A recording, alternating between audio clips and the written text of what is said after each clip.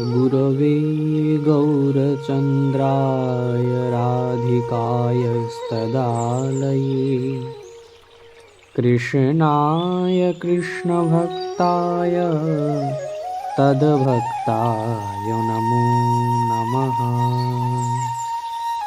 यस्य प्रसादात् भगवत्प्रसादो यस्य प्रसादान्न गतिकुतोऽपि ध्येयं स्तुवंस्तस्य यशस्त्रिसन्धं वन्दे गुरो শ্রীচরণারবিন্দম।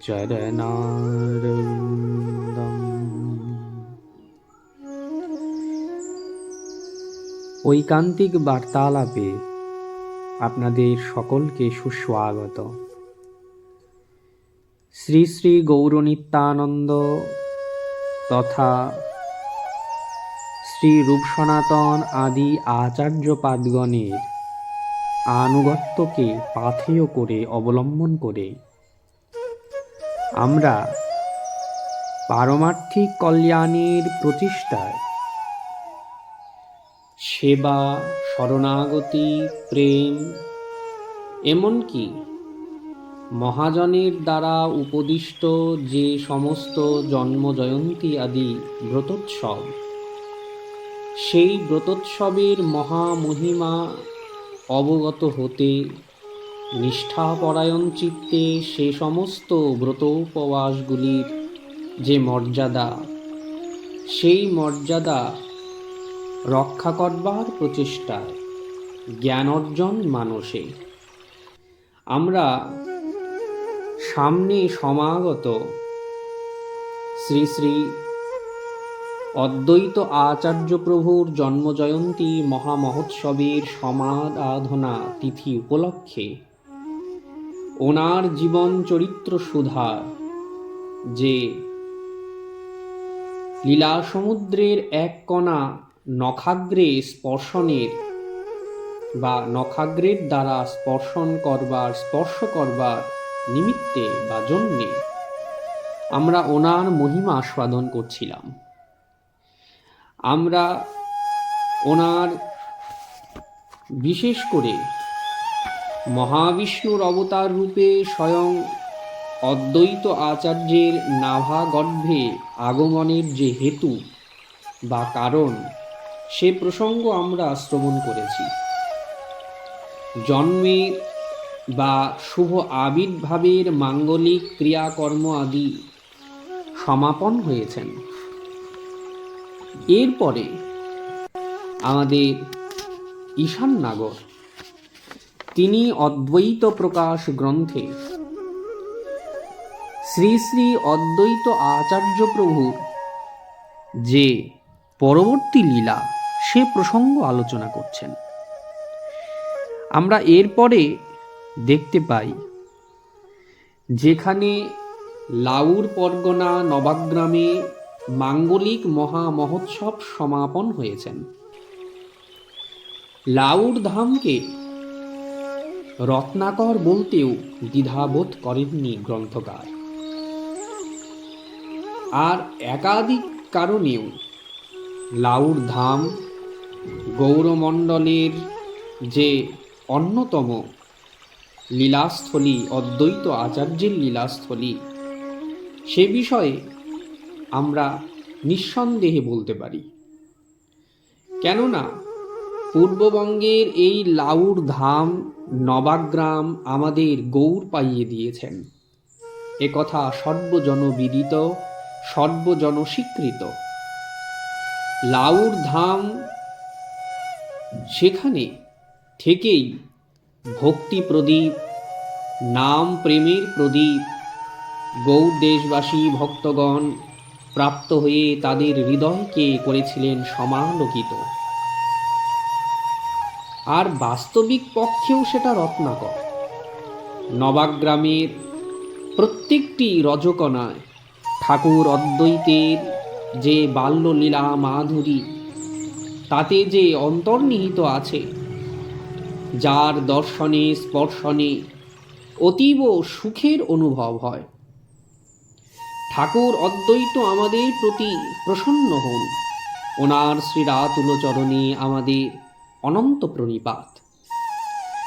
তো গ্রন্থকার এরপরে বলছেন, একদিন নাভাদেবী নিজ পুত্র অদ্বৈতকে বা কমলাক্ষকে নিয়ে রাত্রে শয়ন করেছেন। রাত্রি শেষে নাভাদেবী স্বপ্ন দেখছেন, অতি চমৎকার এক স্বপ্ন।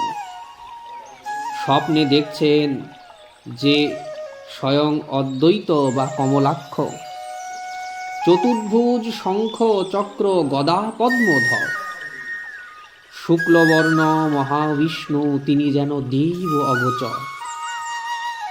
শরৎচন্দ্র প্রভা, মনে হচ্ছে শরৎকালের পূর্ণচন্দ্র প্রভায় তার অঙ্গকান্তি সমালোকিত হচ্ছে, যা দর্শন করে ত্রিতাব জ্বালা যেন প্রশান্ত হয়, শান্ত হয়।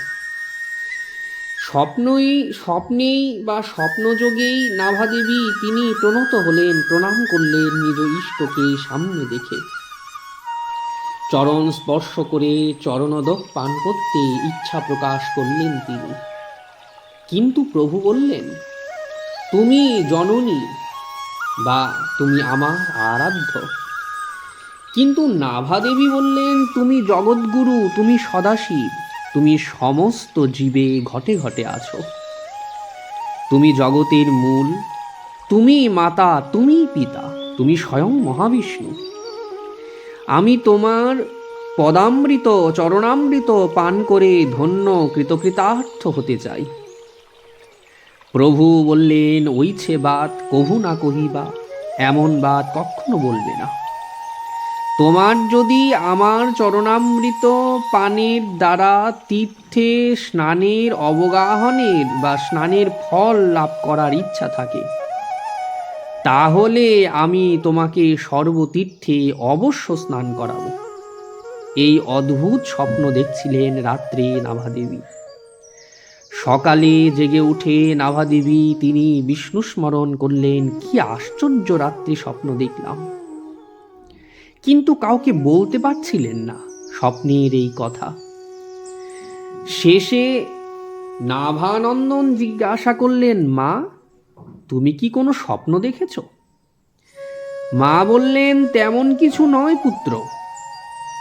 কিন্তু সেই সময় কমলাক্ষ বললেন, মা, তুমি যদি আমায় না বলো, সত্য যদি না বলো, তাহলে আমি কিন্তু আর তোমার কথায় কখনো নৃত্য কীর্তন করব না, নাচব না, গাইব না। শেষে মা অশ্রু বিসর্জন করতে করতে আদ্যপান্ত স্বপ্নের বিবরণ বললেন। প্রভু কমলাক্ষ সেই সময় তিনি আর আদ্যপান্ত শুনে প্রতিজ্ঞা করলেন, মা, আমি তোমার সামনে প্রতিজ্ঞা করছি, সর্বতীর্থ এনে আমি যতক্ষণ তোমাকে স্নান না করাতে পারছি, ততক্ষণ অবধি আমি কখনো চুপ করে থাকব না। প্রভু এই কথা বলে তিনি প্রতিশ্রুতি দিলেন। নাভা বললেন, তোমার কথায় কে বিশ্বাস করবে পুত্র? প্রভু বললেন, এ কথা সত্য। নিশাকালে প্রভু মনে মনে, আর সেদিন রাত্রিতে প্রভু মনে মনে যোগে সর্বতীর্থগণকে আকর্ষণ করলেন। যেমন চুম্বক লোহাকে আকর্ষণ করে, তীর্থগণকে কমলাক্ষ মনে মনে স্মরণ করলেন। ঈশ্বর স্মরণে সমস্ত তীর্থ মূর্তিমন্ত হয়ে আর প্রভুর চরণ বন্দনা করলেন। প্রভু বললেন, তীর্থগণ, এই যে সামনে শৈল দেখছো, পাহাড় দেখছো, তোমরা ওইখানে গিয়ে বাস করো।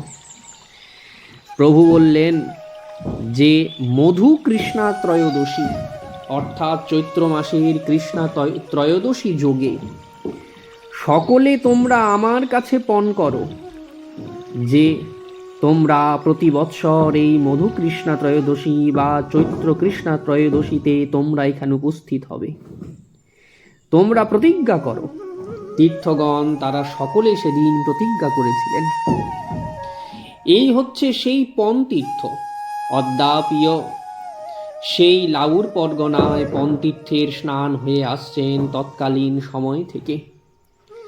প্রভু তীর্থগণকে যে শিলার উপরে বাস দিয়েছিলেন, সেখান থেকে ঝর্ণা রূপে তারা সব সময় এই ধরণীকে পুতপবিত্র করেছেন। এই সময় মাকে নিয়ে স্বয়ং কমলাক্ষ তিনি পর্বতের পাশে গিয়ে শঙ্খ ঘণ্টা বাজাতে আরম্ভ করে আর উচ্চস্বরে হরিধ্বনি করছিলেন। সেই শঙ্খ ঘণ্টাদির ধ্বনিতে যেন আরও ঝর্ণার বেগ, সেই তীর্থের জল বেগে ভূমিতে আছড়ে পড়তে আরম্ভ করল। সেই বারুণী মহাযোগে সকলে সেদিন স্নান করলেন। সকলে সেই স্নানে ধন্য কৃতকৃতার্থ হলেন। এরপরে কমলাক্ষ পড়াশুনোয় মন দিলেন। ছোটকাল থেকেই কমলাক্ষ বড্ড শ্রুতিধর। এর মধ্যে কলাপ ব্যাকরণ পড়াও শেষ হলেন। 3 বৎসরে প্রায় গ্রন্থ সমাপ্ত হয়েছে। এই সময় একটা চমৎকার লীলা হলো। কমলাক্ষ একদিন রাজা দিব্যসিংহের পুত্রের সঙ্গে শিলাময়ী কালিকা অর্থাৎ কালী মন্দিরে এসে উপস্থিত হলেন। ভক্তি ভরে দিব্যসিংহের পুত্র প্রণাম করলেন। রাজার পুত্র বললেন, কমলাক্ষ, তুমি কেন প্রণাম করছো না? প্রভু তা না শুনে দূরে দাঁড়িয়ে রইলেন। রাজার পুত্র নিন্দা করে বললেন, কমলাক্ষ, তুমি তো পণ্ডিত, তুমি কি জানো না দেবদেবী দর্শনে প্রণাম করতে হয়, অবজ্ঞা করতে নেই? আর কমলাক্ষ সে কথা শুনে হুঙ্কার করে উঠলেন। রাজার ছেলে সেই হুঙ্কার শুনে ভূমিতে আছাড় খেয়ে মূর্ছিত হলেন। রাজার লোকগণ তড়িঘড়ি আর গিয়ে দিব্যসিংহকে জানালেন। মন্ত্রীবর্গের সঙ্গে সেখানে এসে উপস্থিত হলেন। কমলাক্ষ সেই সময় ভয়ে তিনি আর উইপোতার মাঝে গিয়ে তিনি সেইখানে গিয়ে লুকিয়ে রইলেন, অর্থাৎ উইয়ের ঢিবির মাঝখানে পেছনে গিয়ে লুকিয়ে রইলেন। মৃতপুত্রকে দেখে রাজা হায় হায় করে উঠলেন। কমলাক্ষ এসে যেই দেখেছেন যে ওনার পিতা কুবের ছুটে আসছেন, ভয়ে উনি আরও ভীত হলেন। বহু খোঁজার পরে তাকে দেবীর সামনে আনা হলো। রাজা বললেন, কমলাক্ষ, তুমি দ্বিজরাজ, তুমি এমন সাংঘাতিক কাজটা করলে কি করে? সেই সময় সকলে দুঃখিত অন্তরে অবস্থান করছিলেন। আর কমলাক্ষ বললেন, মহাশয়, চিন্তা করবেন না, আপনার পুত্র মৃত হয়নি। এই বলে আর নারায়ণের শ্রী চরণামৃত এনে রাজার ছেলের মুখে দিতেই হরিচরণামৃতের অলৌকিক শক্তিতে মৃতপুত্র প্রাণ ফিরে পেয়ে যেন বসল। আর এই লীলা দর্শন করে যেন সকলে আনন্দিত হলেন, মহিমাকে জানলেন। এরপরে যথাসময়ে শুভ দিনে কুবের পণ্ডিত নিজ পুত্র কমলাক্ষের যজ্ঞসূত্র অর্থাৎ উপনয়ন সংস্কার করালেন। এরই মধ্যে বহু সাহিত্য, অলঙ্কার, জ্যোতির্বিদ্যাদি শাস্ত্রে অবগত হলেন কমলাক্ষ। এরপরে গ্রন্থকার আরেকটা চমৎকার লীলা এখানে প্রকাশ করেছেন। দীপান্বিতার সময়, সেই সময় সমস্ত দেশের ভদ্র অভদ্র উঁচু নীচ যত মানুষজন সেদিন সেই দেবী কালিকার পুজোর নিমিত্তে দীপান্বিতা রাত্রিতে সমবেত হয়েছিলেন। বহু নৃত্যগীত হচ্ছিল। প্রভু সবার মাঝখানে এসে বসলেন। কিন্তু রাজা কটাক্ষ দৃষ্টি করে আর রোষ ভরে রেগে গিয়ে বললেন, কমলাক্ষ, দেবীকে প্রণাম না করে তুমি আর সভায় এসে বসেছ যে? প্রভু বললেন, আমি পরব্রহ্ম, স্বয়ং ভগবানকে ছাড়া, আমার ইষ্ট বস্তু ছাড়া আমি আর অন্য কাউকে চিনি না, জানি না, মানি না। কমলাক্ষের এই সগর্বময় কথা শুনে সকলে যেন বিড়ম্বনা বোধ করলেন। বিজ্ঞগণ সকলে এক দৃষ্টে চেয়ে রইলেন কমলাক্ষের দিকে। সকলে বিচার আরম্ভ করলেন, তুমি যদি আর বিদগ্ধ পণ্ডিত হও, দেবদেবীতে তোমার যদি রোষ থাকে, তুমি তো মহাপাতকী। কেননা তুমি কি জানো না, ত্রেতাযুগে স্বয়ং রামচন্দ্র সাক্ষাৎ নারায়ণ হয়েও সীতা উদ্ধারের জন্য তিনি দেবীর পূজন করেছিলেন। জগন্মাতা ভগবতী অতি দয়াবতী, তার কৃপা হলেই সকলে জ্ঞান লাভ করে, মুক্তি পায়। যাও, কালিকার চরণে প্রণাম করো। প্রভু বললেন, সেই সময় প্রভুর পিতা কমলাক্ষ তিনিও বড্ড জোরাজুরি করছিলেন। প্রভু সেই সময় ওনার পিতাকে বললেন, পিতা, একনিষ্ঠ হওয়া ভালো।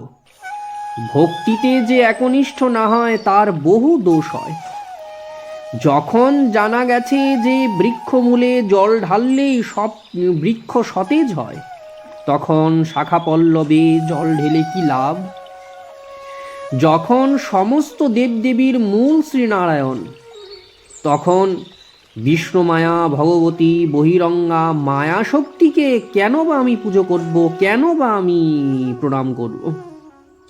সকলে এই প্রকার কথা শুনে তর্কে মাতলেও শেষ পর্যন্ত পেরে উঠলেন না সেই কমলাক্ষের জ্ঞানের কাছে। প্রভু বললেন, পিতা, আমার অপরাধ ক্ষমা করুন। ঠিক আছে, যদি আমাকে আপনারা বলছেন প্রণাম করতে দেবীকে, আমি প্রণাম করতে রাজি আছি। কিন্তু আপনাদের এই দেবী আমার প্রণাম নিতে পারবেন তো, সইতে পারবেন তো? সকলে অবাক হলেন। ছোট্ট কমলাক্ষ কি বলছে এই সব কথা? কিছু উপায়ান্তর না দেখে কমলাক্ষ সেদিন দেবীর আগে যেই প্রণাম করলেন, এক চমৎকার ঘটনা ঘটে গেল। দেবী সহসা সেই প্রতিমা একেবারে ভেদ করে, বিদীর্ণ করে দেবী সেই প্রতিমার থেকে অন্তর্হিত হলেন। প্রতিমা ফেটে গেল। সকলে সেদিন উপলব্ধি করেছিলেন যে কতখানি তেজিয়ান, তেজস্বী কমলাক্ষ। সকলে সেদিন বুঝেছিলেন কমলাক্ষের প্রভাব। এরপরে 12 বৎসর বয়সে, এ সমস্ত লীলার পরে 12 বৎসর বয়সে কমলাক্ষ তিনি নবাগ্রাম থেকে, লাউর পরগনা থেকে তিনি শান্তিপুরে এসে উপস্থিত হলেন স্বরদর্শন আদি শাস্ত্র পড়বার জন্য। এরপরে আরও বহুবিধ লীলা রয়েছেন। আমরা ধীরে ধীরে ঐকান্তিক বার্তালাপের এই ক্রমপর্যায় আলোচনায় সেগুলি আস্বাদন করব। অদ্বৈত জয়ন্তীর এই মহিমামণ্ডিত ক্ষণের যে আলোচনা আমরা আস্বাদন করছিলাম, আজ এ পর্যন্তই। জয় জয় শ্রী রাধে, নিতাই গৌর হরি বল।